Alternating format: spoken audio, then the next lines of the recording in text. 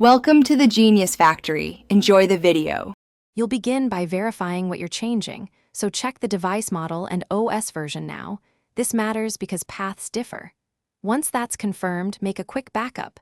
Screenshot the current lock screen notification layout, then open Settings and navigate straight to Notifications or Lock Screen.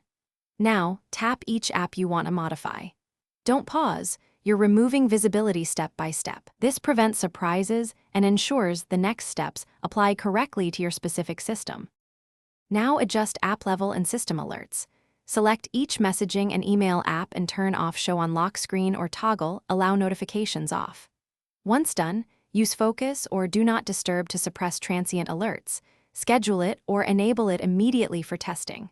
For message previews, change previews to never or when unlocked so content is hidden while still receiving alerts. Make sure to repeat this for third-party apps. Some require in-app privacy settings too. These steps control both presence and preview of messages. Finish by locking the device and testing. Get a friend to send a message and verify nothing shows on the lock screen. If content still appears, reboot the device and recheck each app's notification and notification preview permissions.